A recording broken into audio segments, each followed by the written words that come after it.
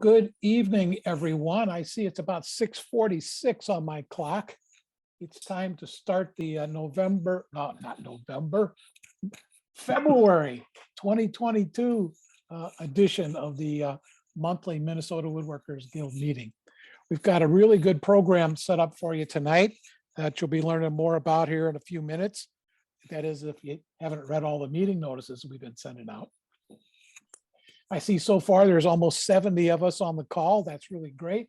I'm glad to see all this interest in continuing with these Zoom meetings during our non-optimum weather.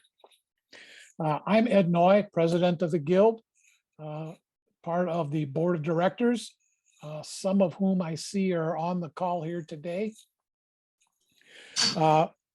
If you are not on mute yourself, please put yourself on mute. We ask all participants to remain on mute until they have something they need to contribute to the meeting. And if you do that, the way we request is use the Zoom chat function. Send us a little note that you have something to contribute, and we'll make sure we got some time to let you do that. And associated with that, here before we actually start the presentation, we'd like to give our members the opportunity to share with us something they've got on their bench, if you'd like. And if that's your case, please send us a note to say you have something to contribute to that section of the meeting. For those of you who are participating in your first Guild meeting, I'd like to welcome you. Sorry we can't see you in person and shake your hand. But we look forward to being able to do that at our next live meeting, which actually will be in April. Speaking of which, our April quote meeting is actually a 4-day event. That's our annual Northern Woods Exposition. It is being held again this year at the Eden Prairie Center on April 21 through April 24. The committee that's organizing that will be meeting here in a couple of weeks to work out the last minute details, one of which is opening up online registration. So please be watching your emails for that.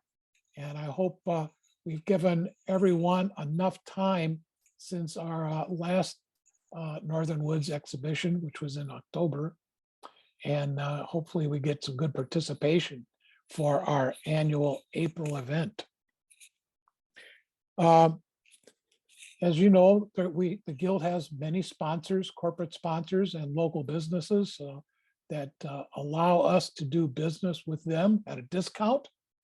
And you can find all of those if you go to our webpage, go over there to the left side and click on the little link that says discounts. And you can find lots of hardware, lots of lumber, finishing materials, services like saw sharpening, and a lot of other stuff. You can save yourself quite a bit of money, and you can help our sponsors help themselves by doing that. Let's see what else we have here. Of course, this year we also will have coming up the Woodworkers Exposition. We used to call it the Tool Swap and Expo. We have renamed it. It is the Woodworkers Exposition. It will be September 24th, once again at the Armory in Bloomington. And just keep your eyes on on your emails and on our website. There'll be more details coming as we continue to develop that. And I'm happy to tell you all that in November, we will once again have our fall seminar, and Richard Tendick and Bob Krabby, who lead that effort, have obtained a presenter, and they're working out details with that person right now. And as soon as we've got those details available, we'll let everybody know what date the seminar will be and who our presenter will be.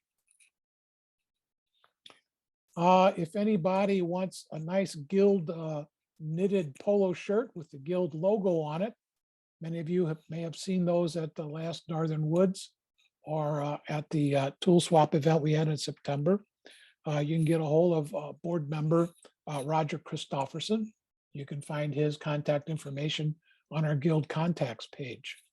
And we're selling those for $25 each. We have a tuition grant program that we announced at the fall seminar. We opened up registrations shortly after that. We have had some applications. Applications actually closed on the 1st of February.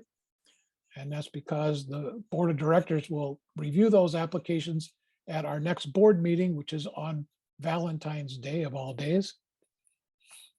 And we will select 2 recipients, each of a $1,000 tuition grant.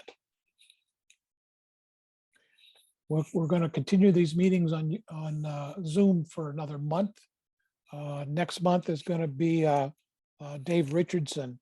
He's the fine woodworking guru on SketchUp for woodworking. And he'll be coming to us live from Rochester, Minnesota.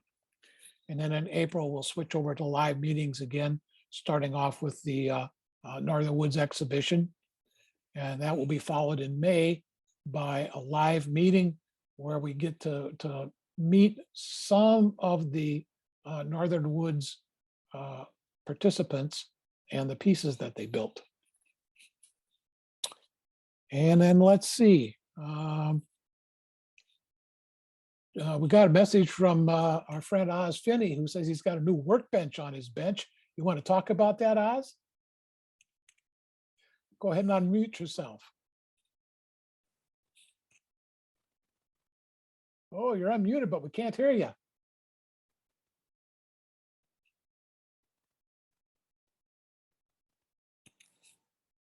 Can anybody hear Oz? Oz, we can't hear you. Sorry. Nope, can't hear him. Oh. Maybe you have to plug in your microphone. We'll come back to you, Oz, if you get it figured out. Don Berquist says he's got something to share with us when I got time. So Don. Hi there. Unmute yourself. Do you guys hear me? Yep. Hi. Well, this is my first meeting. I've been a member for a while, but this is the first time I'm able to join. So I'm definitely interested in seeing the subject for today because I like seeing what everybody's got. But this is something I've been working on. It's a bread cutting board that the plate moves to different thicknesses, and then the bread knife goes in a slot right here. Oh. So you can hold the bread away. My wife cut her finger on a homemade loaf of bread, and so 2 days later, this was in the kitchen because now she can hold her hand out here, and the blade goes right there, and you can set different thicknesses of whatever bread you want to make. So it's kind of fun to make. That's cool. That's cool. The thickness adjustment. That's a good idea. Keeps your hands away from the blade too. All right. Oz, did you get your audio problem resolved there? I guess not. I can see your lips moving. Ed, I have something quickly I can show. Yes, ma'am. Go right ahead. This is not actively on my bench right now, but this is a box that I made many, many years ago. We're looking at my first good and showable dovetail joints. And this was all handmade. It was one of the first projects that I did. So learning about hand tools, and it needed to be a box that held something special. And inside this very involved and heavy box are some feathers. So there are feathers inside. So we've got a curly maple that I put on the inside there and walnut on the outside. So fun little project. Very nice. Everybody needs a box to store their feathers. Exactly. That was the joke. You got it. All right. Well, I don't see anybody else here who had something wanted to contribute right now, but if you do have something to put in here as well, I think Amelia will explain what's going to happen next. So I'm just going to turn this over to Amelia. She's one of our program committee members who was responsible for this particular meeting. And once again, I will put out an invitation for anybody who would like to be an active part of this very dynamic organization and be a member of the program committee and be responsible for organizing one of these really great meetings we have every month, please let Mike Johnson know. Mike is the director who is responsible for the programs committee, and you can find his contact information on our contacts page. We really could use some help on program committees so people don't have to overwork themselves. That being said, I'm going to turn this over to Amelia and she'll tell us about tonight's program. Hi, everyone. Welcome. So we have 95 people on now, which is a fantastic number. Thanks all for coming. We know that shop tours are pretty popular, and now that we have Zoom, we can actually get into people's shops. So this is just a terrific benefit of the Zoom world. We have 5 people who are sharing their shops tonight, and we've done them this time. 4 of them are pre-videoed, so we're going to show them and then save your put your questions in the chat as you think of them, and then at the end of the video we'll take a few minutes. Lonnie will read out the questions, and the person for that shop will answer them, and we'll do that Q&A after each of the videos. And then one of them is not a video, but it's a PowerPoint. And again, we'll take questions at the end.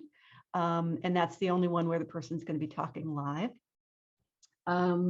Let's see. So our first person is Fran Peterson. He's a full-time professional woodworker, has been at it for many years. And his videographer for this event was Lori. And she's a strong partner for him in everything beyond videographer.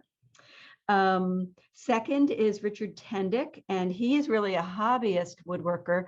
Of everybody of this whole group is of great skills, but don't minimize all the hobbyists in this organization.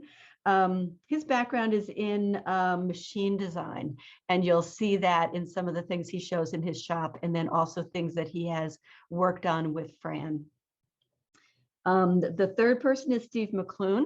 He is also a full-time pro. And he'll walk you through his 2 shop spaces.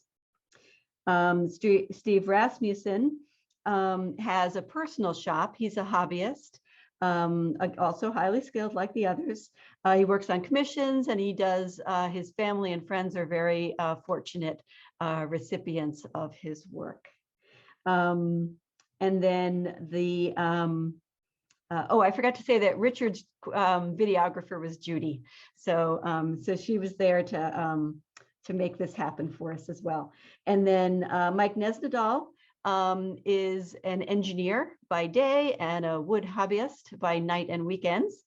And he's going to be our last presenter today. And Mike, I don't know your wife's name, but she was our technical expert with editing.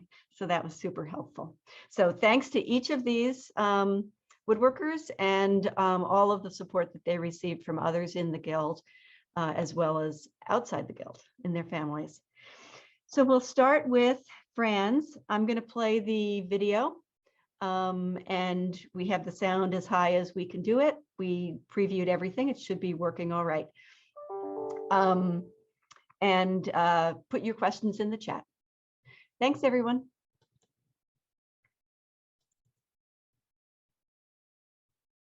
Hello, welcome to my shop. My name is Fran Peterson, and I'm going to speak a little bit about my shop layout. It's not showing. Through the years. Okay. First thing I have to stop it. I will start it over again. Hello, welcome to my shop. Sorry.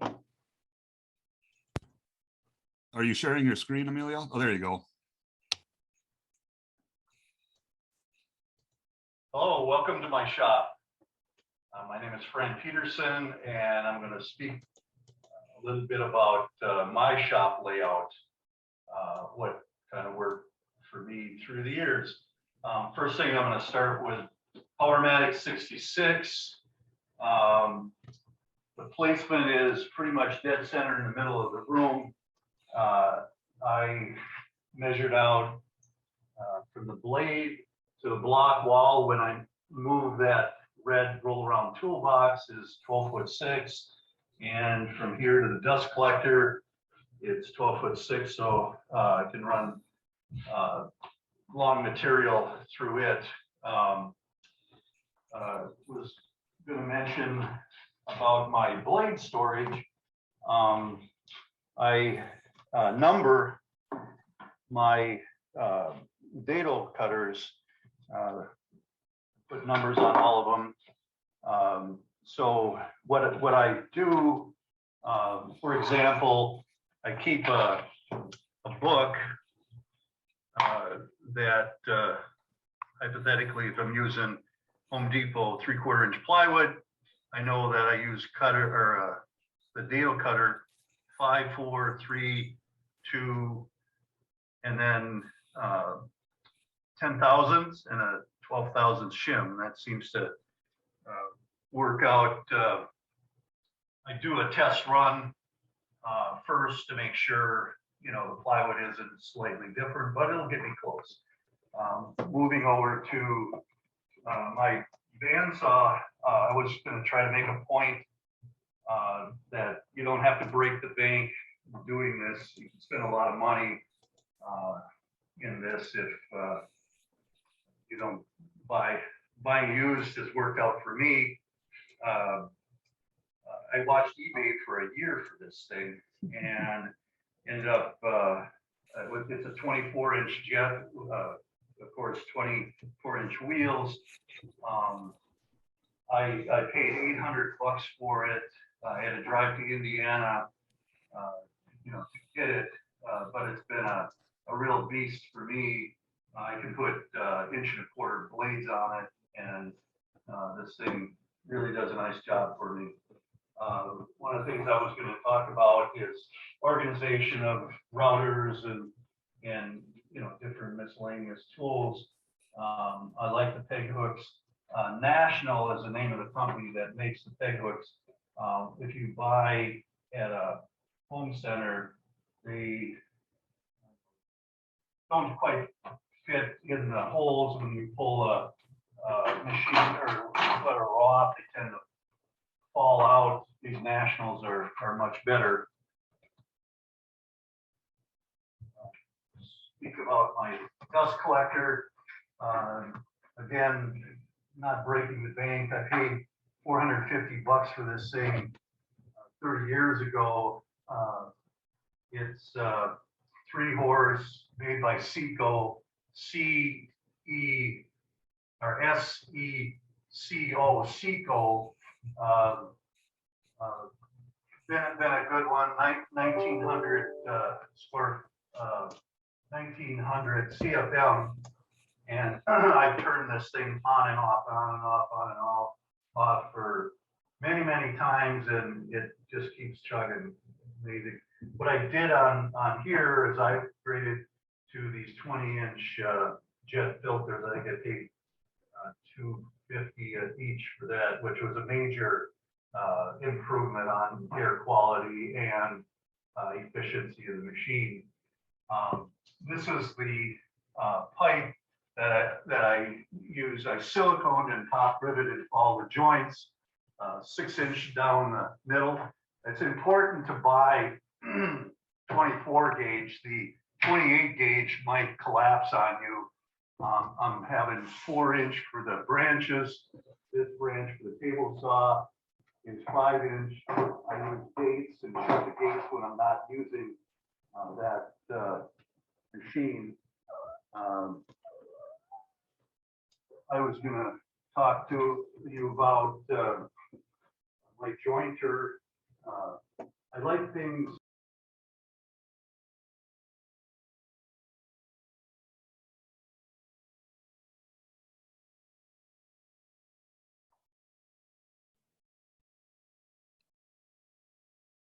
Lost the sound.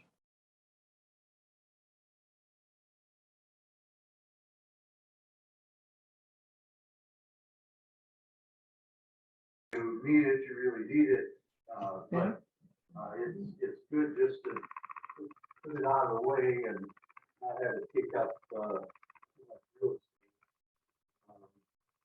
this jointer. It's 77 inches long. It's in a great joiner, 10-foot goods on, I have in the past. And, does a great job. Getting back to my chamber over here, it does, the setup I have set up right now, it does the pattern cut, which is this one, and I'm using long boards, and I just hook a tire and it pulls it through, and it does this. Was working on a mission style door. This is the corresponding mate of it, which is the Colt. We can talk later about that shaper in the other room. One of the things I liked about this is Richard Tendick built this mobile base for me. You can move it around fairly easily, and it worked out great. Same thing as a table saw. I have a shaper book, and I have different things in here like this mission, mission door. Have all the height I measure from the top to the cutter. So I have different measurements, so I don't have to reinvent the wheel at every single time I put a cutter in. I was speak about this sanding station. I work quite a bit over here at this Woodworkers bench, which I built. I can put long pieces in, and I just set it on here, so I can work on 8-foot goods and clamp it down. I have a bigger compressor. It's 5-horse, 80-gallon tank, which pushes quite a bit of air. I like having multiple sanders. Then I don't have to switch paper. I started with 80, and this project I'm doing right now, I go all the way up to 400. Speak a little bit about pegboard. Having things that you use on a regular basis down low, the stuff you don't use so much up higher,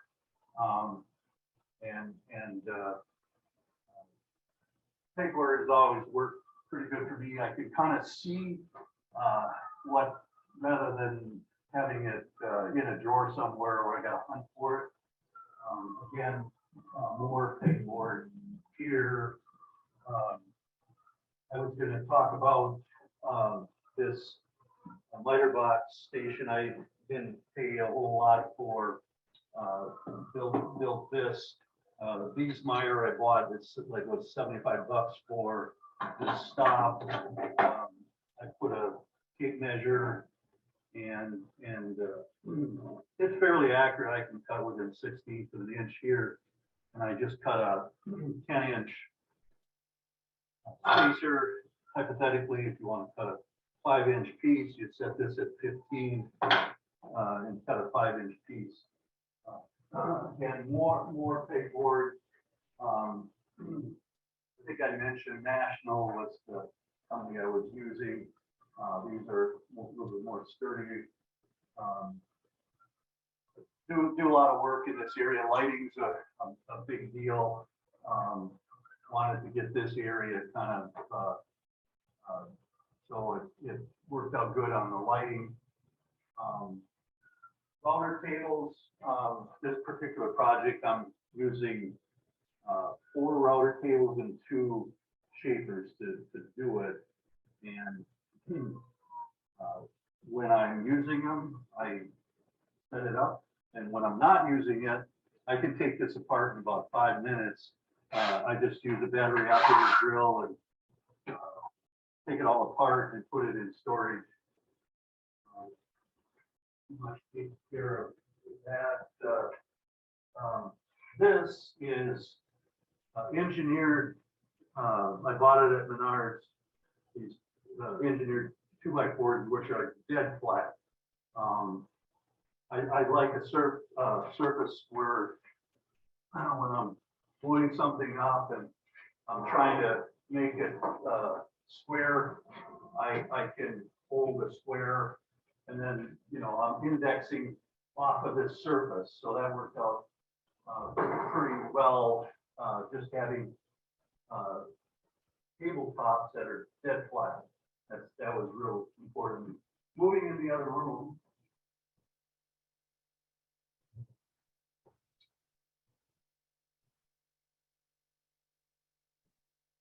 This is my clamp setup. Through the years, I've collected a few, just different organization of cutters. Moving over to my assembly. This is called a Ritter table. It's assembly table. Clamps cabinet doors and drawer boxes on that end, and then this end is a face frame glue up. So what you do is activate these, and then take a screw, and then I use a hair driven and put it in. That works great. Here I use the two air pistons down, and I just move this collar over, and it makes it 90 degrees. This is a Bloom. I push a button, it drills 3 holes, Bloom boring machine. Again, I don't use it a whole lot, so I put it in the corner and move it out when I need it. This is the second shaper. I have a coping slit I use a lot here. You just put a piece in and clamp it down, run it through. You have a sacrificial piece behind it so it doesn't blow it out. This is a edge bander. I do cabinet doors, 4 edges of a cabinet door. It speeds the operation up a bit. Bandsaw, small depth collector. This is where I do my lumber storage, and I'm working on component parts for this piece that I'm working on, so I can store it and then pull it out when I need it. More storage for different tools. Don't use every day. Dovetail jig, sander, some other tools back there squirreled away. Don't like them taking up real estate until I need them. This is a line boring machine, drills 13 for shelf pins. Speeds the operation up quite a bit. This is called a Woodmaster 36-inch wide sander. It has a 6-inch drum with Velcro. I switch out the paper for different grits. Been a good for a small shop. It's kind of a poor man's time saver, but for me, it's been something that has really helped me to keep things flat. Cabinet doors, if they're not quite flat, this will make it flat. Getting back to what I said earlier about assembly tables, again, I did this out of engineered 2x4s. This post was in the way, but rather than being a negative of in the way, I just threw a shackle from an auto parts store around the post, and now this table is really rigid. This is an example of doing big glue ups, like big tabletops, and this is called a press. So what I do here, I'm using steel underneath, steel above, and then I reach in with deep throat clamps, and then just clamp it so the tabletop is flat. So this has worked out pretty well to make this, you know, glue ups to kind of force things into position. This is another sled, you know, kind of a bigger one to do raised panels or you know, bigger work on a shaper. And you might think, how does this pertain to me with a router table? Well, this is my first rendition of a sled that'll work on a router table. I have this fit in a groove and have the hole down. So this was my first rendition. It's thinner here. On a shaper, you have the luxury, you can go thicker, but on a router table, you don't have the height, so you have to keep this thin. Showing you another sled that Tendick and itself built and designed. We have this lever here. Activate the lever, the pistons push down and hold this in position. You could do arch top, or let's say if you wanted to do design on a cabinet door, you could make a different one of these and bolt it on. This is running on either could be a router table, could be you know, the shaper for this, you'd have to kind of make it lower for a router table, but maybe the same concept of making this sled. This thing is really heavy, and it's just kind of a real Cadillac of sleds, and very safe. I was going to talk about this machine. That's a Craig machine, and my email address is peterson6912@gmail.com. Feel free to get a hold of me if you have any questions. Thank you.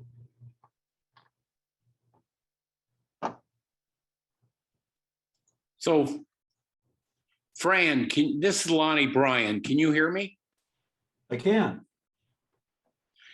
What are you working on now? What are you making?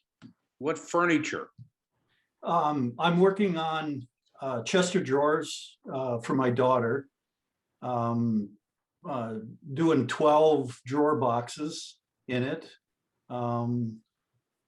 Yeah, doing some work with ebony, and the drawers have some accent pieces on the face of them, and a custom-made pull that's on the 12 drawers. And so this is your own design? No, not really. I did some research. I did work on a plan, and then I modified it quite a bit. So I guess in some fashion, it's kind of a one of a kind. So the Bloom boring machine, is that for Bloom hinges? It is. It is. I didn't mention that, but I should have. It drills. It's air, you know, hooked up to it, and then you push a button, and the machine comes down. It drills the 35 millimeter, you know, in the middle, and then the two, I think they're 8 millimeter holes corresponding. Then you just put the Bloom hinge in it. It works out really well. Speeds the operation up. So the chest of drawers, what are you making it out of? Figured maple and ebony, and regular maple. The drawer sides and back are just regular maple, and then the face of the drawers is figured maple. Is that what was on your bench in the other room? Yeah, there were garage. Yeah, there were parts scattered all about. the carcass was standing, on that table. Right now, I'm working down low. So I've got the thing elevated, so I can work down low. And then kind of as I get further up the drawer face, I'll put it on lower sawhorses. Cool. I'll just ask if there are any other questions. I don't have any on chat. Anyone else have questions to ask? If so, put them on chat. Fran's good guy. He'll answer them. See, he even smiles some. So it'll all work out, okay? Okay. Nice shop is what everyone's saying here, Fran. Thanks for your help. Thanks for your time, inviting us into your house and your shop and sharing your ideas. And highly organized is what I would say. Well, thank you. It was fun to do. Thank you. So our second one is Richard Tendick, and I'll share the screen and then play that one.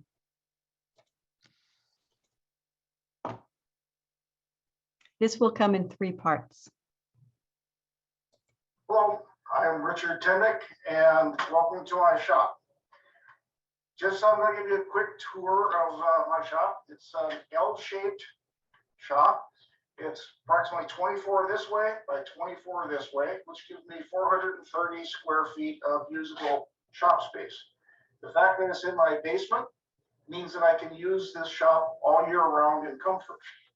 Now, what I have here is one of the original saw stops. I find this is an extremely good piece of equipment. It saved my finger and somebody else's fingers. So it was well worth the money I paid for it.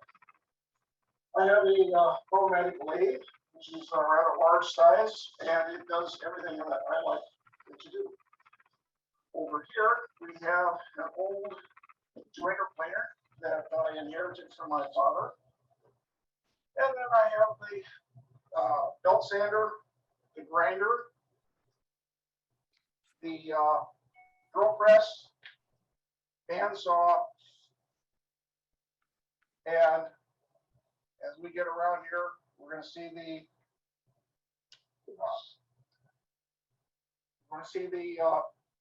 router table.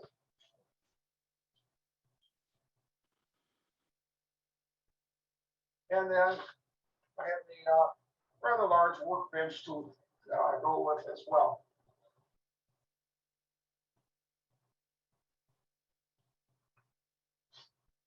Now, over in this area, you're going to see my wood storage area and also my dust collector in the corner.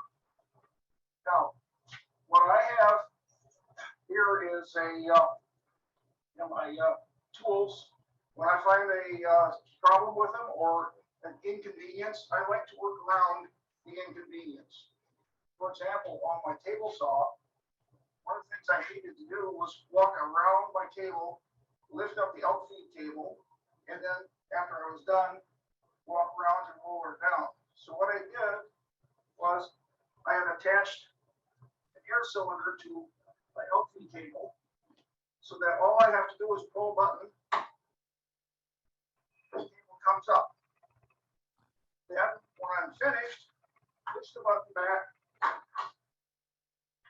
and down it goes. So that's a little feature that I really use a lot. Now, as we go around the shop a little bit, next thing I would like to show you is how I've modified my bandsaw.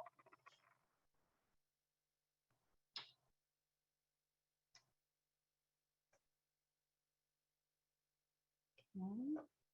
Give me a second to go back to the second part. Okay, this is my Jet 14-inch bandsaw. There's been several things that I've modified on it that I'd like to point out to you. First off, most of you that have bandsaws know that the metal bandsaw guard that goes here, you have to separate, take some screws out, move things around here, reposition, put the new blade in, reposition everything, tighten anything all up. I've just modified it so I have this little plastic guard here like this. And it works quite well. It's in and out like that. And it's easy to see through, and it still protects me from the blade. Now, in addition to that, if you look up here, I have an air cylinder. The reason for this is that when I was changing blades in the past, I would have to stand here and turn the knob to lower the wheel. First, take the tension off the spring and then lower the wheel. And then when I got the new blade on, it was just the reverse. Turn the knob, turn the knob, turn the knob until it got into a position. And then you still really had no idea of how much tension you had. That spring and the little mechanism that came with it was rather crude. Now, what I did was by putting the air cylinder up there. Now, if you watch, I've got a knob right here. All I have to do is pull this knob and I'll watch what happens with the wheel. There, the wheel has gone down, the blade is loose, and I can change it at this particular point. When I get the new blade on, just merely push that back in, the blade or the wheel goes back up and the tension is on. If I change to a larger bandsaw blade, all I have to do is adjust this air pressure regulator, and I can now adjust to get more tension on the blade simply by turning this. And it's repeatable because I have the gauge that has the reading of the air pressure.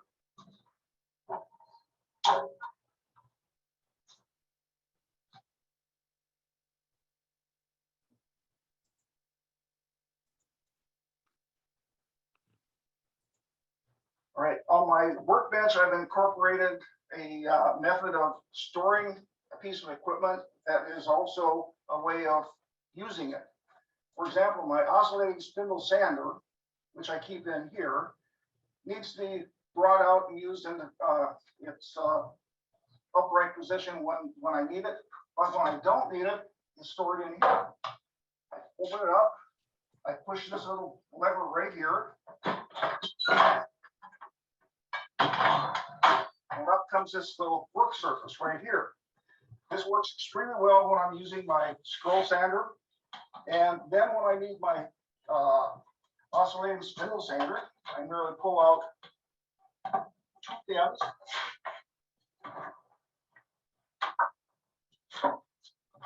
I can rotate my spindle sander up into the usable position. It's extremely convenient, easy to keep out of sight, and at the same time, easy to bring into operation when I need. Rotating it back down. Pins in. Fix that.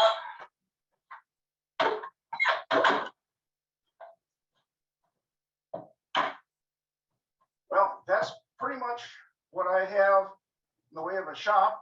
I hope you've enjoyed the tour. And if you have any further questions, you can ask me in the future.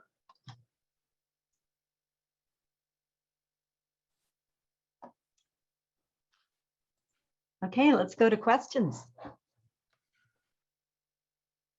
Or maybe applause for all those really ingenious ideas.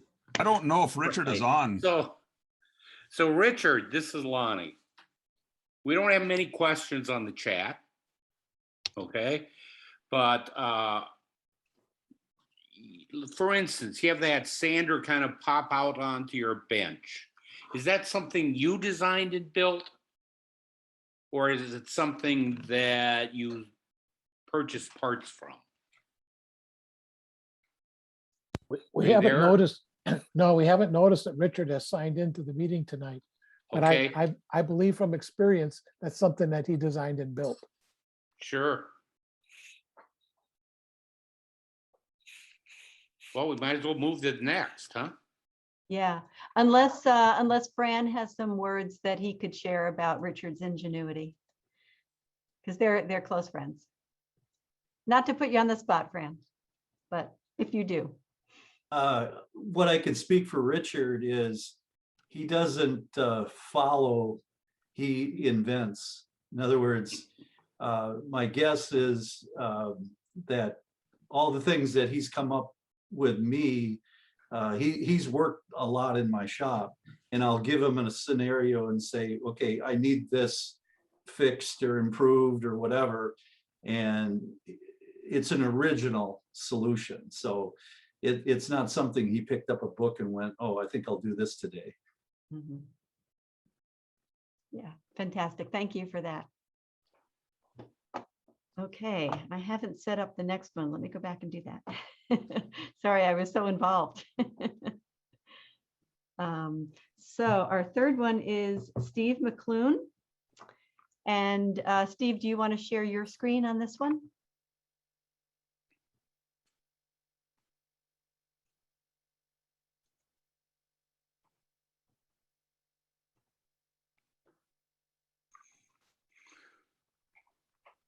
You see it?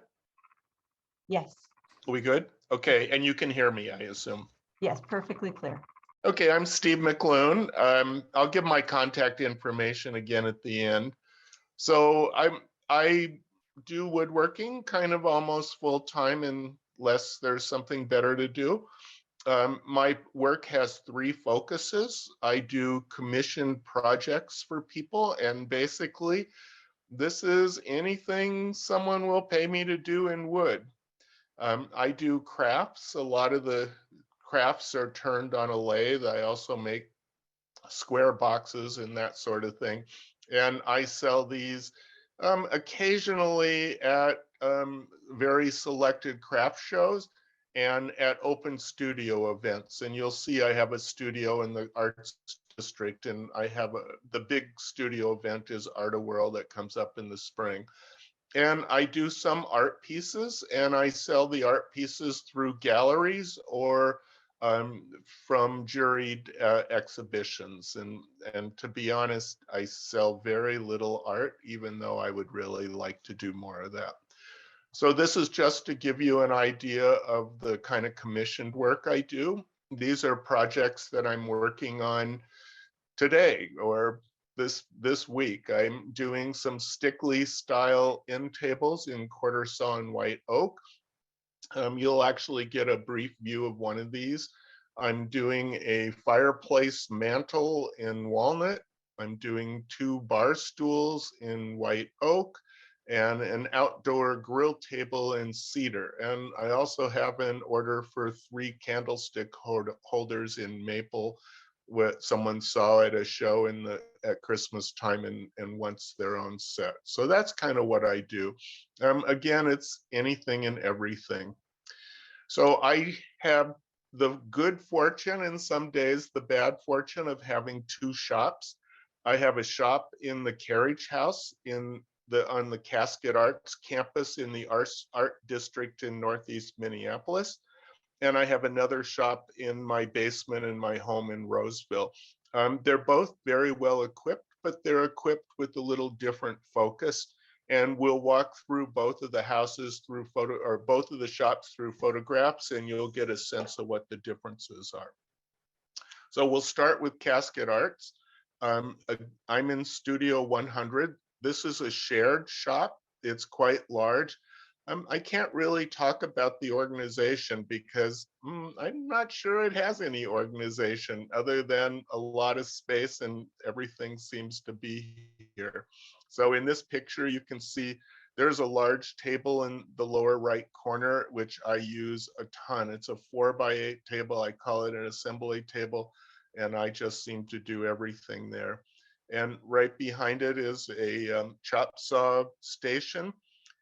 You can see the 3 bandsaws. There's a large 20-inch bandsaw here that's really set up for resawing, kind of a general purpose bandsaw here, and a bandsaw with a small blade for doing curves here. There are 3 table saws, 2 10-inch table saws. Here you can see an old Delta Unisaw, which I mainly use for ripping. There's a larger 12-inch saw that we can kind of just barely see over here that has a sliding table, and it's really wonderful for cutting large pieces, large anything. It's very useful. There's 2 router tables, and I often use both of them at the same time. Well, not exactly the same time. I'll set one up for pattern routing and the next one up to do an edge treatment, and it just can speed up the work if I can completely finish a board by just going from table to table. So there's a metalworking area in the shop, and I might say I have never done anything except walked in here and looked. I don't really know how to do metalwork, so this is kind of lost on me, but it's available if I ever get educated. We have a finishing room, a ventilated finishing room, which is really wonderful. The ventilation is not sufficient that I can do use some of those solvents without personal protection, but at least the ventilation keeps it from going into the rest of the shop. And I don't think I could live without having a dedicated finishing room. It's really nice to have, especially if you do any kind of lacquer work. So it's a shared shop. There are 5 of us, and we each have, or normally 5, we each have our own bay. So this is my bay, and I have some wood storage here. I have 2 of the Festool multifunction tables that you can see on the right side. And those tables are really perfect for this location because when I'm working here, which is many days of the week, I kind of use the whole shop, and I can easily pick up one of these multifunction tables and move it to where it's most advantageous for whatever I'm doing. So, and the bay next to me, the bay next to me is currently unoccupied, so it's also become my wood storage unit, and I'll be really sad when this bay someday rents and I have to move all my wood out of here. So what's good and bad about this studio? Well, it's really dirty. There's a thick layer of dust on everything, and I kind of hate working in dirt. I'm a neatnik. On the other hand, boy, I absolutely need a place where I can just make a mess. So I do things like my crest rails on chairs. I do those by grinding, and I can do it there and not even worry about the dust. I just worked on 1,000 board feet of white oak. It was rough when I got it, and I generated multiple piles of sawdust that were 2 feet high, and it just didn't matter. So it's really great having a place that's not so clean that I can't do the dirty things in. It has a loading dock, which is wonderful for delivery of wood, and it can handle large wood and large projects. So typically I start with large pieces of wood here, cut it down to workable size, and then take it to my home shop where I do the joinery and that sort of thing. But large projects like a dining room table, I did completely within that shop. The ventilated finishing room is really nice. So my projects tend to start in the studio, where large pieces of wood get cut down to size. It goes home where I do the finer details of it. And then it goes back to the studio where I do the finishing, and ultimately I do the sales out of the studio because people like to buy from an artist in the art community rather than from some guy in a home basement. So, and I enjoy being part of the art community. I've done some gallery shows with artists that are in the casket arts community. The people who are painters, they put all their stuff on the wall, which means in a gallery show, I can have furniture and sculptural pieces on the floor. So it's worked really well. So now let's visit my home basement shop. So here's a rough diagram of what it looks like. And we'll come in when we do the tour, we'll walk in through a door in the lower left-hand corner. And the first thing that we'll see is a ping pong table that's absolutely useless for ping pong because it has a lot of important functions in woodworking. We'll go over, and there's a wall here. We'll see some wood storage along this wall and some partly finished chairs here. And then we'll go through this door back to the red hatched area, which is my sharpening room. And from there, we'll go over and visit the 2 shop rooms. Both of the shop rooms are roughly 15 by 15 feet. So we'll start with this one and then go over to this one. So here we are just walking into the basement, and we can see this, what you might think is a ping pong table, but today it's partly a photo studio. So I sell some of my work online, which means I have to photograph it. So for smaller pieces, this is my photo studio for taking pictures that I'll put for things that go online. It's also an area where I set up to, I plan for my sales here. So I have a women's group that's visiting later this week, and I don't have a lot of merchandise left after the Christmas holidays that were very successful, but I kind of got it out and made sure everything has price tags. So I call this the staging area for sales.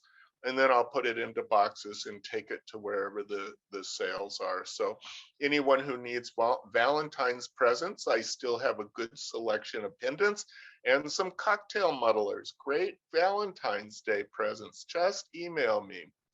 I also, since I'm selling online, this ping pong table is also my shipping department. So anything that gets sold online has to get packaged up and mailed out.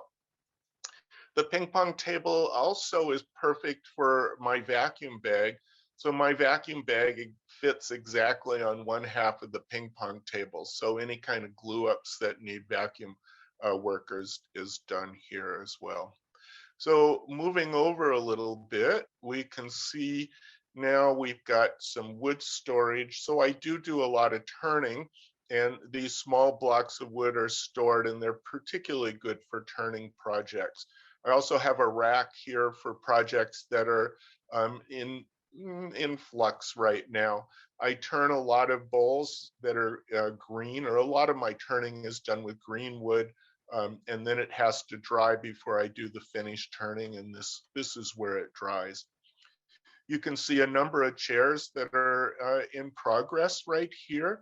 The one on the far left is a prototype of a bar chair that I'm getting ready to make two of. And when the client signs off on this design, I'll take the prototype apart and use the prototype to as patterns for either the jigs or the actual pieces that will go on to the final chair. So we're going to walk through this darker door right here and get back to the sharpening room. So my usual approach to sharpening tools is that I hollow grind, and then I finish with a working edge on water stones. And my tools are, for the most part, these really modern, super hard steels. So I use CBN wheels to do the hollow grinding. And then I move over to water stones. And again, because I'm using tools that have such hard steel, I use mostly the Shapton water stones to get the final working edge on my tools. The sharpening room does have a sink, and this sink also serves for other important functions like cleaning paintbrushes and anything else that needs water. So now let's go next door and enter the first shop room. So, space is at a real premium here, which is why I have the studio where I can cut large pieces of wood down to manageable size, and then I can handle it in this very tight space. And you'll see a number of accommodations for the tightness in my design of this room. So the first thing to notice, the first thing we see is my woodworking bench. It's a standard classic European style woodworking bench. I do not have a trough on the back. I would rather have a larger workspace. So here's a Stickley style end table that I'm working on. And if I had the trough on the far end of this workbench, the trough where we put tools that we're not using at a moment, it wouldn't be wide enough to have this table sitting up there. So I prefer a full solid top. I put a shelf in underneath here where I keep a lot of the tools. Ooh, I'll just point out before I go, I'm of an age where I need nice bright lights. for anything that I do. So these are my task lights. And what I do, all my task lights have a magnetic base, which is great for cast iron, like on the various saws or the lathe. But on the workbench itself, what I did is made a little base that has a plate that just covers a metal electrical box. And it has a dowel that fits into the dog holes on the workbench. So it's a nice way to easily position light on a woodworking bench. So I have a shelf underneath the bench where I always have a set of my favorite chisels sitting here. There's usually a block plane, a shoulder plane, a few things that I need. It's also where I keep all the bench hardware. Here I've laid out some of my favorite bench hardware tools. This guy right here I really love for locking a piece down onto the bench. It really holds very well. This particular bench vise right here tends to rack pretty easily. So this is a variable spacer that I can use on one side to prevent the racking from happening. There's a plate here and one that's pulled out here.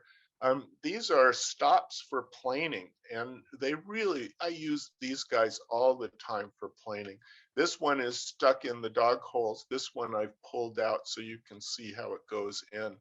And it might seem strange using a metal stop for hand planing, but I've never ever had my hand plane blade dig into this metal stop. These are Veritas products, and I really like those. I'm going to go back to the studio for just a second. Go back to that Festool multifunction table. And this table, both with Festool products and other companies, are making various clamps for this particular tabletop. So not everyone has the luxury to have a big woodworking bench that's permanently in their space. Some people do their work in their garage and need to be able to get things out of the way. So these tables fold up flat and can go against the wall. And in some respects, I think they're actually more versatile than that classic woodworking bench, especially with all the variety of clamps. And the various saw guides that are now available for this particular table design, I think can really almost eliminate the need for a table saw. So if you're thinking about workbenches, you might, and space is an issue for you, you might consider this design, or the FMT, or the MFT, multifunction table. So back to, where are we now? So back to my workbench. So I have a bench that's right behind my woodworking bench, which is a great place for setting tools, which again is why I don't need that trough that a lot of the classic European woodworking benches have, because I can set tools back here as well as on that shelf. I also have this roll around cabinet for my hand tools. And I prefer this roll around cabinet to the classic wall mounted hand tool cabinet. I think I can get more stuff in this. And since I'm working right here, I can just turn around and pull anything I need out of these drawers without having to walk over to a wall mounted cabinet. So I have one drawer that's measuring and marking tools, another drawer that's all the different types of chisels, a drawer that's mallets and hammers, a drawer that's hand planes, and a drawer that's hand saws, scrapers, and spoke shaves. So I can get a lot into this cabinet, and virtually everything I need when I'm working at this workbench is just, I just spin around and pull it out. I just opened the chisel drawer so you can see the chisels that are in it. And I can get a lot in this cabinet, or in this roll around. Also mention that the workbench up here, this is my office, and given that I keep so many projects going at one time, you know, I've had up to 40 projects at once. I keep a list of all the projects, And for each of the commissions, I keep a folder, and I keep very accurate time sheets on each project. So I know how much I'm undercharging everyone for whatever I did. So about 2 steps away, I have my clamps from the workbench. I use a lot of the classic F clamps. I find they're pretty versatile, and there are other clamp styles over here as well. I also have larger clamps over at the studio when I'm doing larger projects. On the back side of the woodworking bench is my table saw. I have one table saw in my home shop. And so the outfeed is for the table saw is the workbench, which is very useful for economizing on space, but sometimes it means to saw something on the table saw, I have to clear out an outfeed area on the workbench. I also now have a router table. Part of the saw is the saw stop router table. I used to have a freestanding router table here, but it was at a different height than the saw, and I like when I went to the saw stop router table, it gave me a much larger surface that is occasionally useful. I don't particularly love this router table. The distance from the bit to the edge is a little bit short. So I really do most of my serious routing over in my studio. So now let's go look. We have another long workbench back on this back wall. And this workbench is kind of everything and anything that's needed at a given moment. So these are projects that I'm actively working on. Most of these are turning projects. And if we just move a little bit to the right, you can see something I've been working on for a week now. I'm trying to match a stain on these people's stickly furniture. So I have been experimenting with different staining methods here. If anyone wants to make a craftsman style piece of furniture and they want to look at various stains, you're welcome to borrow my sample boards. And I have detailed instructions that go with each of these boards. I'm also doing that fireplace mantle, and the board for the mantle has some sapwood in it. So here I've been experimenting with how to stain the sapwood so it's not visible. So again, this bench is just anything and everything I need to do it in a moment. So if we continue from this bench to the right, we can see obviously a drill press. And I really hate the location of this drill press. It's back in this corner, which means I can't get large boards into here easily. And now I need to drill 4 holes in that fireplace mantle that I'm working on. There's no way to get that 8-foot mantle board in here. So I'm contemplating moving the drill press back to switch it with a shelf unit and put the shelf unit here. Moving around now to this other wall, we can see 18-inch bandsaw. I have the bandsaw positioned right next to the lathe, and most of the lathe projects start with the bandsaw. So I thought it made a lot of sense to have the bandsaw right next to the lathe. But now that I've used it this way for a number of years, I realized that was really pretty silly. I go and I have to cut something, trim it down and get it ready for the lathe. And then I go over to the lathe and I don't go back to the bandsaw. So it wouldn't have mattered if the bandsaw was far away. And why do I mention this? Is because I think it would be far better to have the bandsaw near the jointer. It's pretty often, like even today, I was cutting out a set of 40 spindles. And I'd cut them on a bandsaw and then joint one surface and go cut another one and then joint it again. I think it makes a lot more sense to have the bandsaw right next to the jointer. And I go to Center for Furniture Craftsmanship every year. And when I'm there, the bandsaw is right next to the jointer. And sometimes I just leave the bandsaw running and the jointer running, and I can just go back and forth between the two quite easily. So I think I put this in the wrong place, and someday I'll take care of that. So now let's move over and see the lathe. So I do a lot of turning. I try to turn most days. I have most of my turning tools in a cart where they're readily visible and easily accessible. I also have another roll around tool chest, and this rolls back behind this wall. And this chest has all of the various things that I need for turning. One other aspect of turning is this curtain right here. When I'm turning, I drop the curtain down, which helps to keep the debris isolated in this area.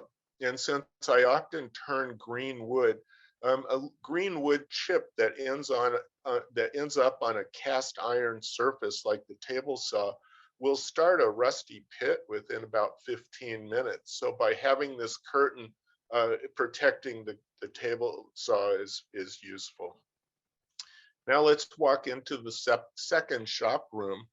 And here we can see obviously a planer. It's a 20-inch planer, a large jointer over against the wall. And now let's look at this wall to the left. So this is one of my projects that's been sitting unfinished for a long time. I have the tabletops and saw to put in a chop saw station right along here. And I don't know why I haven't gotten to that, but that's something that needs to get done.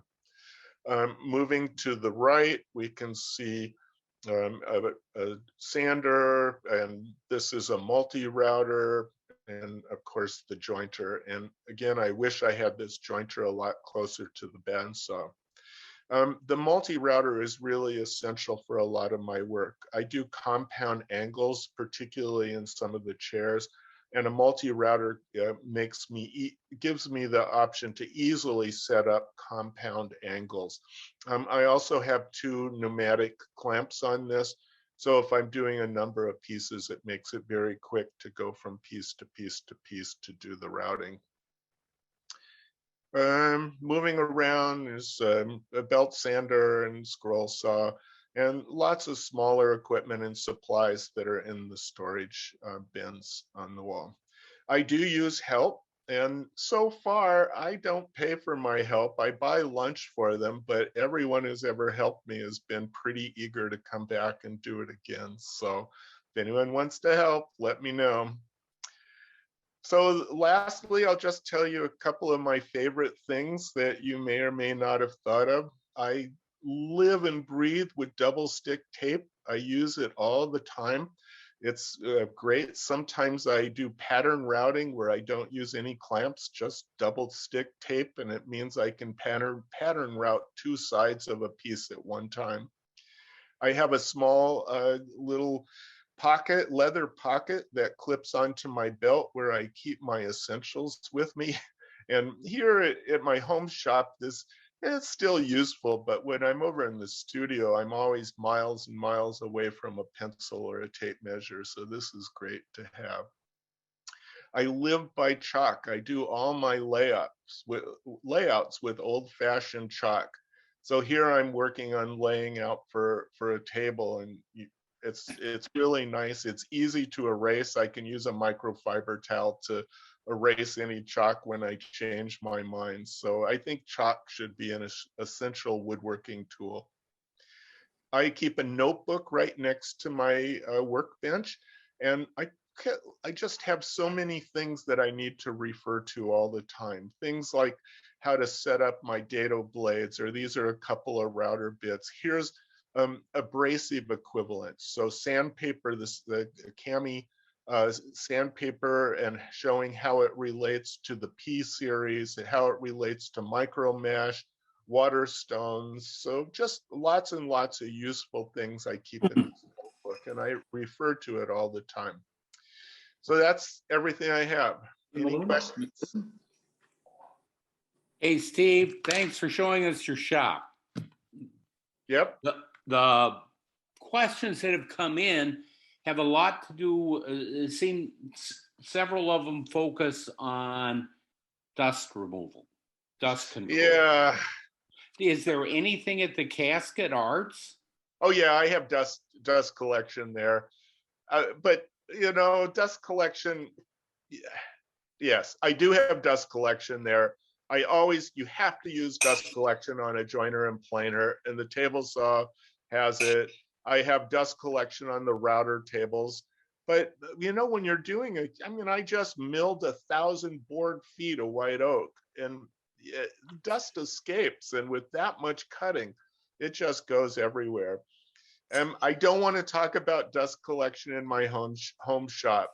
Just before the pandemic, I took all the dust collection out and was ready to plumb in nice hard metal piping, and then, well, the lockdown hit and I just haven't gotten back to it. So right now I have flexible hose, and it's a terrible situation. I have to cart my dust collectors around like they're puppies and connect them to each tool individually. So, but yes, there's good dust collection, and there's great dust collection in my home shop, and there is dust collection in the studio, but it's still, and it's a multi-person studio. And so, the dust and dirt isn't mine, it's his, but I'm not going to clean it up. So It's always the other guy, huh? yeah, it's always the other guy, definitely. So Steve, when you're just out of interest, how much does the studio cost you, if you're willing to share that? Yeah, If I'm not willing. It's okay. I'm not willing to talk prices or money.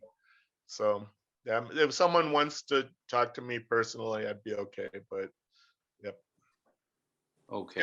It is an expense, and you do have to have cash flow to cover it. So it's hard to get started.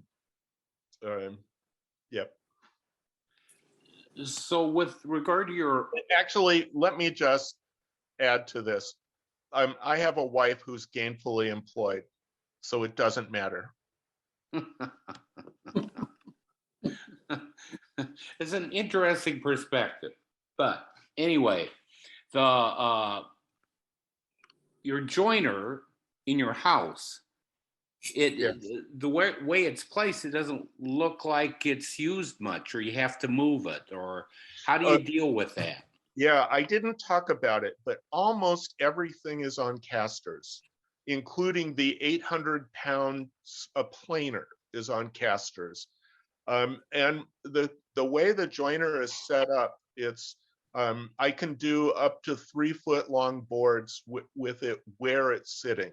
And like today I did, the 40 spindles, and those spindles were only 15 inches long. So it's just fine. But when I do have to do a longer board, it's very quick to roll that jointer out on the table. And I can very easily get it to where I can do a 6 foot length. More than that, I have to really slide it around. And at some point, if I'm doing 8 foot boards, I'm back in the studio, which is really set up to do larger boards. So my home shop is definitely geared towards smaller pieces, where I've already done the initial milling and I'm down to, stretchers and aprons for tables and chairs, and I'm working with pretty small pieces. So your workbench in your house, your European workbench, was that something you made? No, that means I'm not a real woodworker. So I've never made. I don't know that it means that, but yeah, I just looked at the reality. So at Center for Furniture Craftsmanship, they have European workbenches too. They have the trough in them. And I got used to it when they are doing projects. And I just said, well, I could spend 2 months or more making my own, or I can just get the credit card out. So I just bought it. And I'm a little embarrassed, but not completely. I'd rather put my time into other projects than making shop things. So. Oh, I get it. I always feel like if I'm making something for my shop, I can mess up more than on anything else. So thank you, Steve. And we can move on to the next presenter.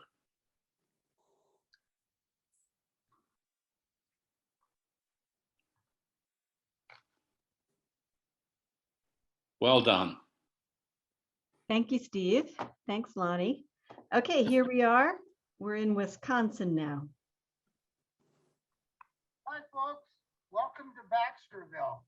This is the original home in 1904 of the Big Beaver General Store. Andy Baxter, proprietor. We bought this place in 1978 when I came to Stout. And have been working on the building ever since. In 2006, turned on my old shop and built a new shop. So come on over and let's go into the shop. Welcome to the new shop. We built this building in about 2006. When we first moved in here back in '78, there was an old warehouse that was attached to the back that I used for my shop for many years. Only 3 tiny windows, the roof leak, the floor in the middle was about 6 inches lower. And so when I sold my business, had some money, decided I wanted to have my own shop. And so built this building and I gave a lot of thought to it. It's wider, about as long, and I wanted it to pick up height. So I built it on a frost wall. So underneath is a crawl space. And there, we'll look at the dust collection. Lots of dust piping, electrical goes under the floor so that it's not hanging. I really, from my old shop, adamantly needed and wanted a way to swing boards without hitting everything. And so used scissor trusses to get a high ceiling here. It's energy efficient 6-inch walls. I have electric in-floor heat, and what that is the joists are in the floor, 1/2-inch OSB on that, and then 2x3 sleepers on top of the OSB directly above the joists, inch of foam insulation, and then in each pocket the flex tubing runs.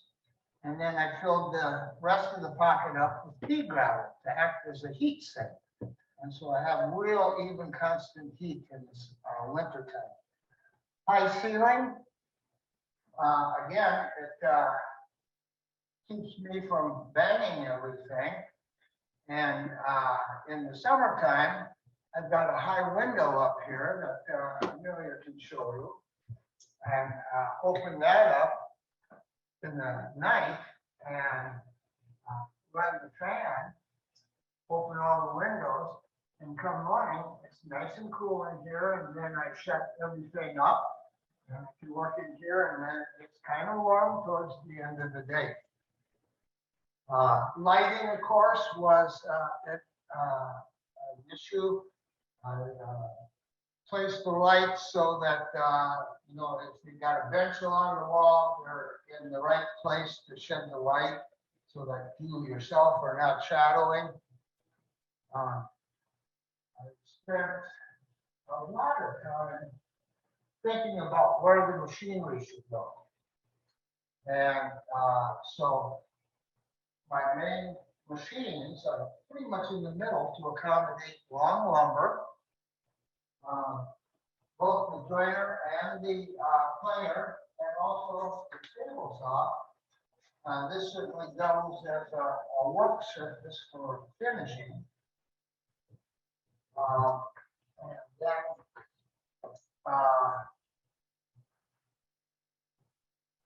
to follow up on the dust collection, let's look at the dust collection. Okay, the dust collection, I built a little bump out here to house the dust collector, and I was thinking I was going to have my air compressor in here until I actually got the dust collector installed. no room left for the air compressor really. And so it's just the dust collector. If I had it to do over again, I would have mounted this higher and used a 55-gallon drum here instead of this 35-gallon drum. When you're really milling out a bunch of lumber, this barrel fills up quite fast. But by the same token, the bags aren't so heavy. And I have a neighbor up the road that has sheep and goats, and I just put the bags out on the road, and he stops by on his way home from work to take those home for bedding for his animals. Many of you will want to take a look at the spiral pipe here from here. This spiral pipe then goes down and it goes under the floor through the crawl space.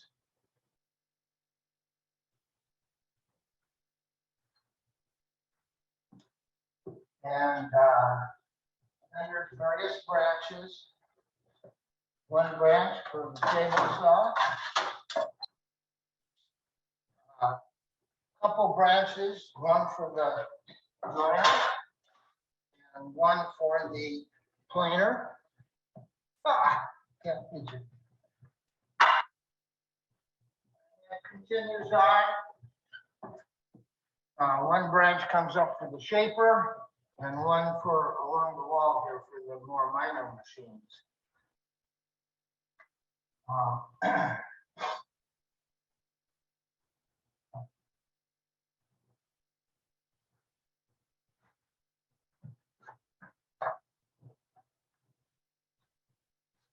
Then the router cable moves.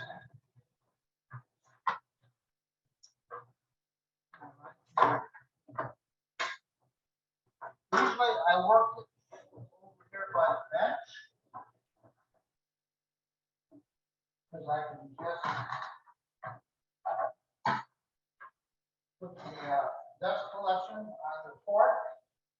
When I'm not using the router, then the dust collection to the sander, hand sander is there.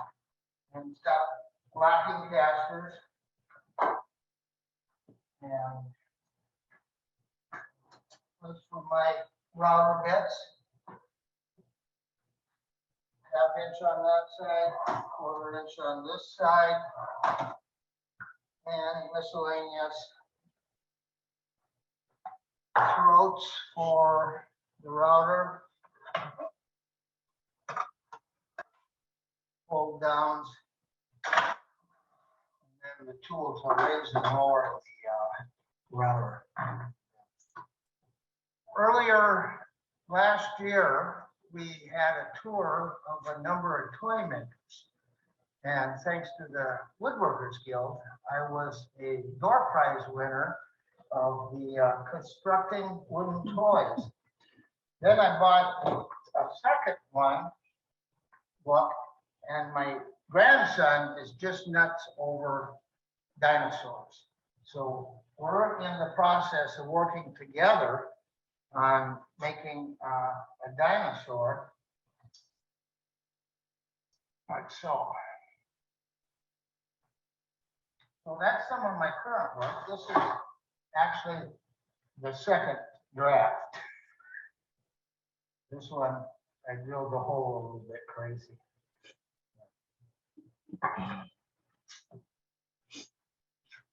Okay, a little station to set my pieces on, and I can just quickly rotate it so I can get the other side. Generally, I cover this with a piece of rosin paper so that I don't get excessive buildup. It's just real simple. It's a piece of Lazy Susan and 4 casters upside down. The other thing that I'll show you is the exhaust system. It's just a box fan inside a box, and on the outside there's a piece of plywood that fits in and little toggle that holds it in there. So when I'm ready to finish, I just roll this down and there's a hole in the plastic that matches this. And just turn on the fan, or you know what I do, put it in. Storage for panel goods. Originally, I was thinking I would load it from the other side, but the garage door rail is kind of in the way, so I do bring them around here. For, you know, smaller pieces, 4-foot pieces, up to 8-foot pieces. It's easy to slide them in and out. And you can see what you have. And it's easy to maintain. For the regular lumber, I chose to put this in kind of what seemed to be an obvious place, right next to the door where I'm unloading from the truck. And then each bin is like red oak, maple, birch, white oak. I think there's some popple up there. The only thing that's kind of a downside is that when I raise the garage door, the rollers at the track are in the way from this one. It would have been nice if the door was over a little bit, but you know, you get what you take, or take what you get. A number of years ago, they were tearing down the bowling alley in Menominee. And there in the parking lot were the ends of the bowling alley where the pins sat. If you look underneath, you can see the spots for the pins. So I grabbed about half a dozen of them. They're really heavy. And I decided that would make a great assembly table. And so then I built the undercarriage and the drawers. These are, you know, Craig screws. That this would be where I would use them most.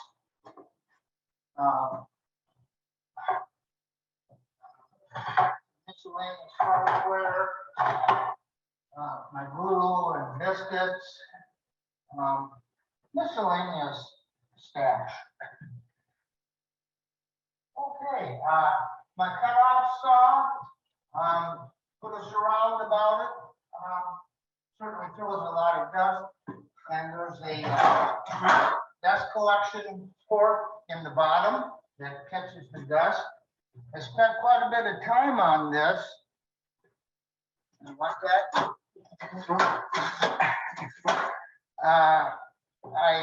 The floor is not absolutely level. It's a little bit high in the middle. So when I put these side tables on, ended up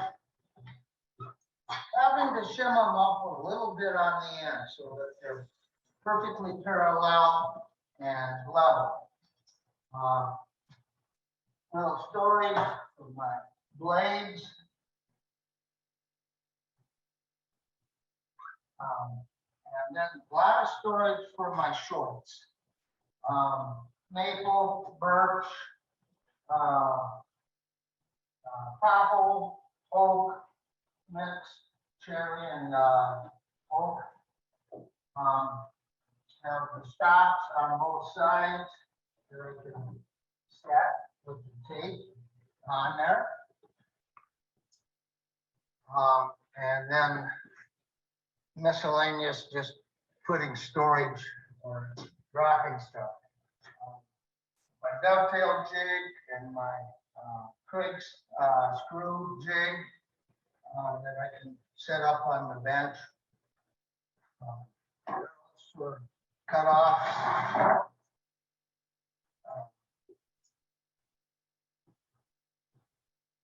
Then my workbench. This was a bench. It's a Tage Craig design, and I'm just tickled that if I find out that Amelia has the same bench that she made when she was in school. And it's got the hand screws, head vise, tail vise, dogs that you can use, the whole stuff. Kind of been intrigued by those angled pull downs. I think that those are real neat and just never have put those in. Store my planes on the bench underneath. A lot of the pieces that I have are just sometimes just put together. Certainly, I spent a little time on protecting the chisels, but the rest of the stuff is kind of just lying on the shelf. But I know where I put it, and it goes back in the approximate same place all the time. So if you can't find it, you don't own it. Just a little sidelight here. This was a piece that I got from the Butternut Coffee Factory in Omaha, Nebraska, when they were shutting down. And it was down in the millwright's shop. And there were two of them. And my partner and I were there to buy some machinery and some bins and stuff, and saw this and said, yes, we need that. It was actually filled with a lot of hardware, a lot of brass. And so I have slowly over the years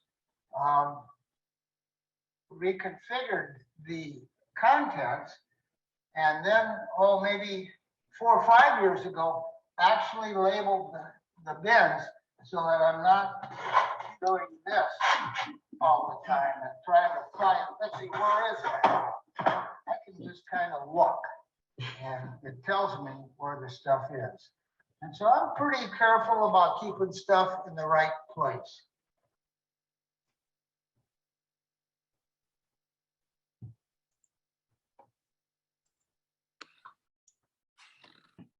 So Steve, this is Lonnie Bryan.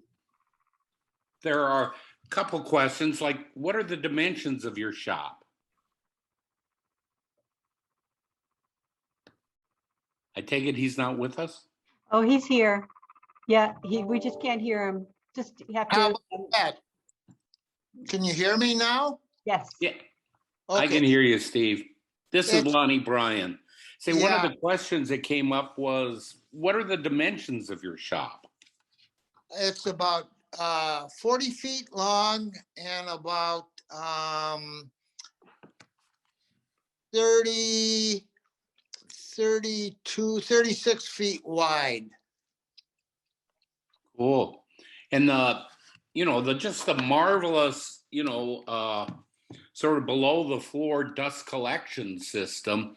Do you have problems like ever with it getting clogged and having to unclog it? I've only had one case where it got clogged, and it was right at the bottom of the main stack in that little closet.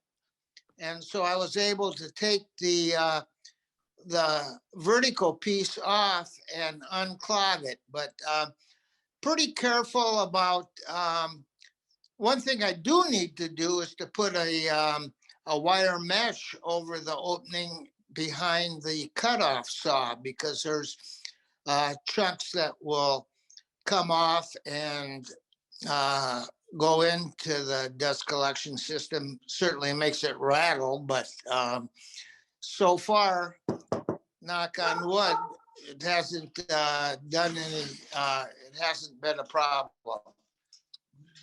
Well, Steve, I can't believe your shop is so clean. Okay, or Steve's or anyone's tonight. Everyone's shop is so clean. It's just so different from mine. So that's just a wonderful time we had tonight with you. And we'll move on to the next one. Just a second. I just got to take a minute here to thank Amanda and the program committee for all the work that you guys do. What a treat for the rest of us. Just a great big thank you to you guys for keeping this organization together. Well, thanks for remembering us. You betcha. All right. Thanks, Well, Steve. And Have a good night. visit. Okay, our last one is Mike. Let me share the screen here. Okay. Here we go. This is it, right? Yeah.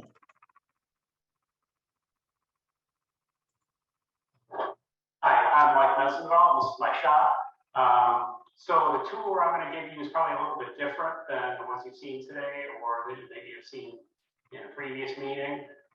We built this house a year and a half ago, and so I built this shop as an add-on from the ground up, taking what I had learned from my likes and dislikes from my previous shop and incorporating them into this. So before I give you the tour, some of those problems that I had. So I had a 3-stall garage with 5 cars. So whenever I wanted to work anything, tools which had been shoved in every little corner had to come out, get set up, did my work, and then I had to clean up. And so it basically added like an hour every time I wanted to use the shop. And so that just was not enjoyable. I spent probably half the time in the shop that I would have wanted to spend.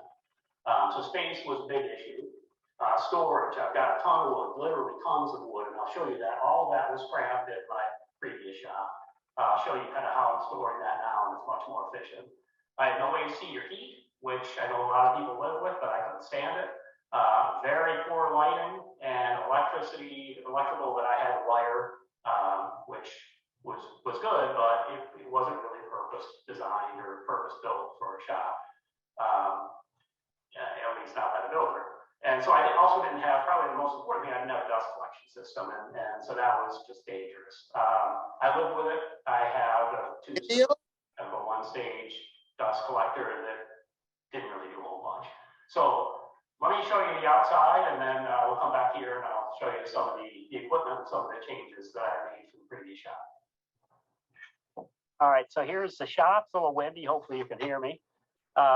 So the house, the garages for the house are these L-shaped the two double stalls. And then I was going to build a pole barn, but since the builder was here, long story short, I decided to make it part of the house, which was a great move for a number of reasons. And so so I noticed I also have a shop door, big shop door for moving in large items. Now, let me show you one of my big problems before, wood storage. So we're going to go into one in each of these garages. I'll just cut to that. All right, so here's one rack that I built. So vertical, right? So this is all of my walnut and cherry. Let me go set up over here. All my walnut and cherry. And then I also built kind of a rack for small cutoffs and legs and that type of thing. So this will bounce a little. I'm just going to go over to the next one. My second garage, I have everything else. So a lot of maple and then other stuff. Some cherry slabs are living in there. So all of that stuff had been stored horizontally, and I didn't know what I had.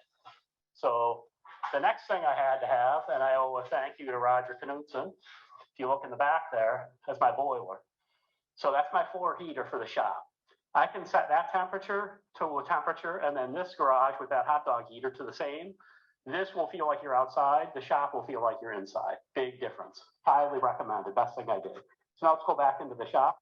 Okay, so here we are in the shop. So I wanted to first talk about some of the issues that I wanted to knock out with this new design. So first you'll notice it has the feel of a finished space. It is a finished space. So I had the builder do the drywall like they would the interior. I painted it. The ceiling is knocked down. The lights are daylight and they're designed with the equipment positioning in mind. The cabinets. So I wanted the cabinets and workbenches to have kind of an interior feel. I didn't want anything that you know, seem like I got it at a garage sale. So I built them big and sturdy, and the tops are double 3/4 MDF shellacked, and the edges are finished. The paint schemes I just tied in just so it had that nice look. The legs are rough sawn cedar along with the center post, which is obviously not structural, but needed. And the router table and the table saw are kind of color coordinated, just so it looks like I put the thought into it that I did. The next big item on my to-do list is the dust collection. So there's the Supercell from Oneida. They have a nice service where they'll design your room for you in terms of dust collection if you buy one of their systems. So I worked with a guy, he did design the ducting with my layout. So I use their rigid tubing. It's pricey also, but it's very effective. The quick connect system they use is very nice. The flexible tubing, I'll show you a bit later in one of the videos, is it's not as flexible as I would like, so that has some design constraints there as well. But again, we'll talk about that later. So now let's talk about the layout of the kind of the main sets of equipment. So here's the layout of the lighting and the electrical drops. So you can see I have 2 banks of 3 lights. They're daylight temperature lights, so they're bright. The ceiling drops, I have 2 sets. Single 115 at the ceiling where the future workbench will be. And then another 115 and a couple 230s above that center island right by that pole. So I'll eventually run those down the pole a bit to get better access. The switch, I had originally envisioned a dimmer to control the banks of lights, but I ended up not doing that. It wasn't necessary. I do have another switch controlling a circuit that's up in the rafters for future lighting. Eventually, I expect, or once I learn where the wall-mounted benches are going to be permanently, and I think I'm getting there, I have the option of pulling additional lighting down in some specific locations. But that's in the future. So here was my final layout I did in PowerPoint. So these are all done to scale. So obviously the blue show the big pieces of equipment. The orange show the workbenches, cabinets, desktops, that type of thing. So I show all where I envision the dust collection ports to be. Some of those are in, some of them are still future vision. I also show the different electrical outlets across the shop, both 115 and 230. Each of the 230s is a dedicated circuit. And I have, I believe, 2 115 circuits running throughout the shop. So this is essentially the layout I built in terms of equipment, except the router table moved to the center island and the wood wrap, the crawl moved out of there, and as I showed you in the other garages. Okay, so here's the center island. So this was, like I mentioned, this is where I started all of my design focus. So I knew I wanted the sliding table saw and the bandsaw together in that center island. I mentioned earlier the router table originally was over by the window in the background there. But once that came in, the heights all worked out in a certain way. Everything is kind of playing nice together. Really also needed the dust collection, which you can see is run down that central pole. So I think that's working out pretty well. One thing I still need, if you notice the electrical hanging down there for the island, I need to run basically a place for multiple plugs to go into. I got to figure that out. Also, I need some way of suspending that blade dust collection shroud. I need to support that vacuum line, suspend something from the ceiling. So then if you look over here, back to the miter station. So this was also an important consideration. I do a lot of rough cutting. So that was very important. So the depth of that cut is what I wanted to keep. I considered a smaller chop saw, but I quickly dismissed that. I ran the duct work for the dust collection for that as well, since this is one of the biggest culprits. Obviously, I considered all the big pieces of equipment for the chips and dust collection, but the two big offenders are this chop saw and sanding. So at least I've got one of those down. Oh, I also forgot to mention, notice in the background, the industrial strength air conditioner also heats, but I don't use that. So that really helps in the summer, obviously, that's on almost all the time. Another aspect of this, so if you know, the tables are very beefy, very deep, but I wanted a long in-feed length. So this is a dedicated table saw for dadoing. And I designed the height of the table so that that table would not interfere. It would be an extension if I clear it off. Because I do break down very long boards, so I did not want to be moving equipment around. So those are the main pieces of equipment. I guess on the note of dust collection and sanding, it's still a problem I'm living with to see how to best solve that. But when I have some sanding to do and it's nice out, I take the offender outside through that big door and I set up shop on the pad. That works out really nice, but I've got to figure something out for the inside. So I thought I would show just a little bit of more detail of that center island, specifically one of the downsides, maybe the only downside aside for the supercell, aside from how loud it is. The flexible, quote unquote, flexible tubing is pretty rigid because the suction is so high.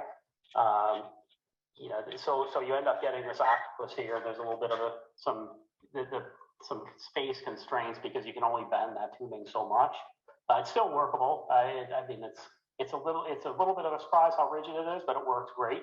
I did put a quick connect on the router table so that I can wheel that out if I need to use table saw for really wide sheets.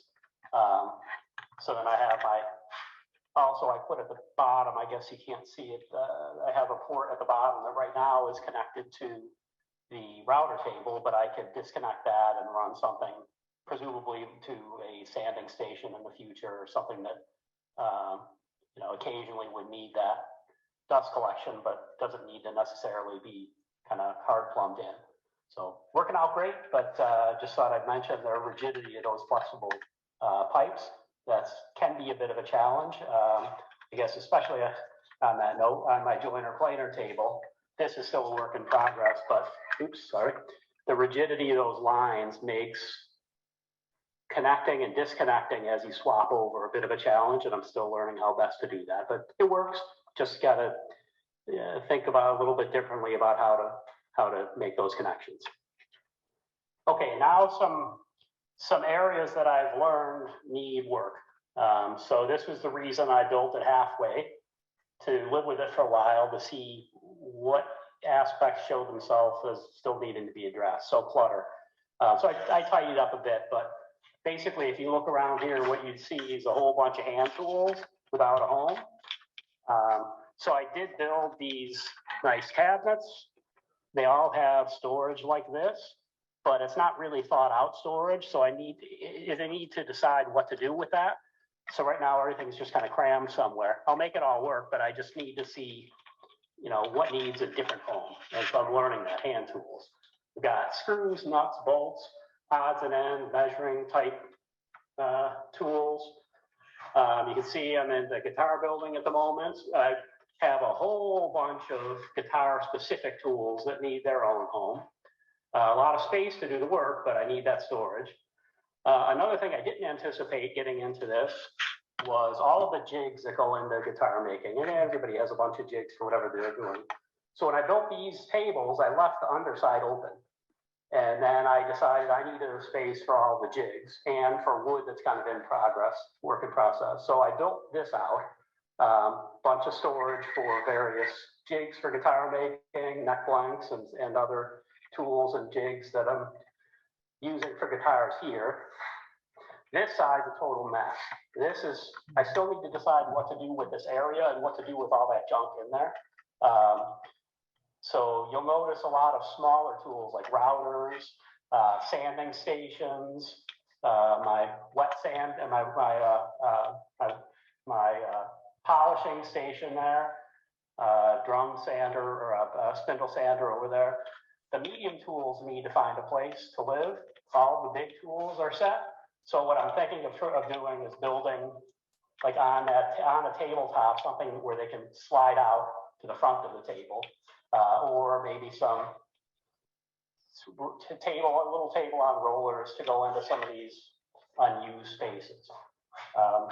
So that's the majority of the issues I still need to address. I guess another one is sandpaper, chargers, that type of thing. And I do plan to build a couple of, at least one, maybe two more benches. So in this area, maybe a luthier specific bench. They're a bit different for like violin building, things like that. But then also, this space is reserved for a cabinet maker bench, like a Nicholson or something big with the tail vices and bench dogs, all that kind of stuff. So that'll happen over time. Okay, so as far as regrets, I don't know that I made any glaring errors. I don't know that I have any major regrets, but some decision points that still are playing out. Originally, I was going to put a window in that wall, but I ultimately decided that the wall space was more important. Also, on a, I guess, much more minor note, there are speakers, if you see one there, hardwired into the ceiling. Those are run into the house. It would have been better to have them run out here, but that's a minor point. I guess my biggest regret on it, this is a bit of a regret, is the floor. So it's concrete. I really wanted to do some type of floating wooden floor or something padded. I still might. I considered epoxy when we were building, but that was several $1,000s and I would not stomach that. So I'm living with it. So now I just wanted to move over and give you a little bit of a demo on that dust collection shroud, because that was a big dust saver for me. That was one of the best moves I made that I don't know how I lived without it. So we'll go to that. Okay, here is the dust collector shroud. I found it on the internet as a YouTube video. If anybody's interested, I could dig that up and forward it to you. This is going to get loud, so fair warning, turn your volume down. I'll turn the supercell on, then obviously the saw. Hopefully you can see the dust. Let me back out a little so you can see where it doesn't go. So I'm going to start it up now.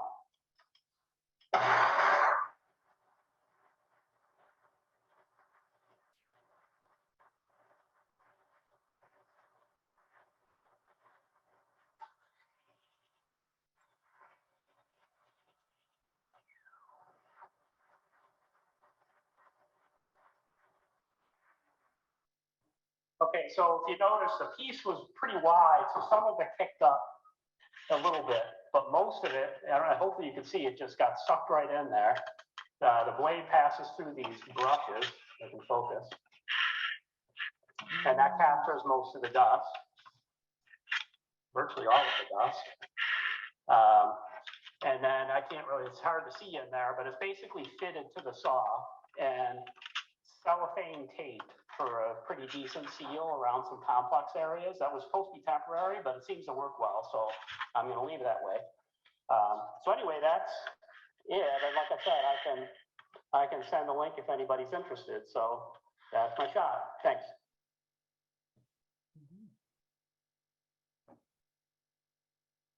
Well done, Mike. So your shop was just as clean as everybody else's.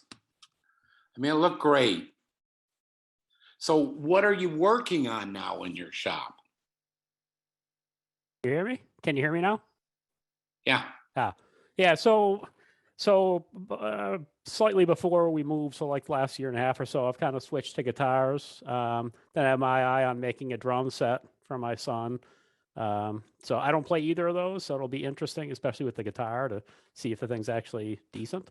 But yeah, so I'm that's kind of what I've been working on. I started some violins in 2013. That's a long story and a running joke, I think, amongst the board members who know what I've been up to. So, I mean, the problem with furniture though is, you start running out. I don't sell it. I won't sell anything. First of all, it'd be a losing money proposition for me. I don't know how some of you guys do it and actually make money. I won't do that. I would give it away, but I'm running out of places to put my own stuff. So instead I thought, why spend a few $100s on wood for furniture that I don't need when I can spend about $1,000 on electronics for guitars that I can't play. So that's kind of what I'm doing these days. Eventually I'll get back to furniture. I mean, now that we have the new house, we have some things we need, but that's kind of what I've been focusing on. Cool, cool. And I take it your son's of an age that the drums can rattle your rafters? Oh yeah, yeah. Fortunately he's very good. So I don't mind listening to it, and he likes the old school stuff that some of us older guys like. Rush, that type of thing. So I could deal with it. Cool.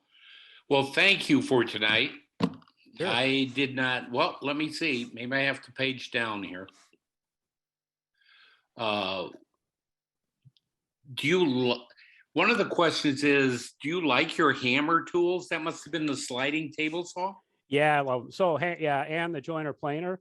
So yes, they're Austrian, they're German, so they're very well designed. The problem though is that they're working to improve this, but if I needed to have a repair done and I couldn't do it myself, or if I didn't know Richard, I would have to fly somebody out from New Hampshire. So I was talking to Ed about this when he bought his Jet. I think it's a Jet joiner planer combo. They're pretty comparable in terms of quality, but you can get those parts anywhere and service anywhere. So I would say it's better than the Jet, but I don't think it's worth it for that hassle until they build out their kind of support system a little. But yeah, from a performance perspective, I love it. They're awesome. You set it, forget it, no problems. What sort of capacity does that saw have? Yeah, I'm not sure what capacity. I'm not sure what that means. The length, so the width of the bed itself, the sliding table, is about 12 inches, and the length is, I don't know, 5-ish feet, 5, something like 5 feet, and it slides maybe 3/4 of its length. I don't have the exact numbers. And then I have the extra extender to the right, so if I could get a full sheet 4x8 sheet up there, I could push it through the saw with one finger. But I'll probably break my back turning it to get it loaded on there. But it's really good for panels. Okay. And the width of the board you could cut out of the 4x8 sheet would be 12 inches? Or wider? Well, so there's also an outrigger that attaches to the sliding saw. So I could cut any length out of the 4x8 in any direction I want. I can cut a sliver out of the 4-foot dimension or a sliver out of the 8. I'm not sure exactly what dimension you're asking about. If you rip a 4x8 sheet, what's the widest rip you can do? A hair under 4 or 8 feet. I mean, I can make any Cool. cut that I wanted. Yeah. Cool. Well, thank you again for inviting Sure. us into your home and your shop and sharing your thoughts and plans for the future. Yeah, and I see that there's a question about the dust collector link, since Ed sent out that message that these are on our site, our guild site. So if you just go to that part, I did overlay that on I found out how to do that after my wife knew how. So there's the link to that YouTube video there. Cool. I think that's it. Okay. For tonight. Great, thanks. Well, Thank you, you. everyone. We really appreciate it. We've seen such ingenuity. We've seen tall roofs. We've seen basements. We've seen shops that were created decades ago, and with layers of work over the years, and then others that are in the works now. So, yes, the recording will be available afterwards. So you can go back and see everything again. Thank you all. See you next month. Bye. Stay safe.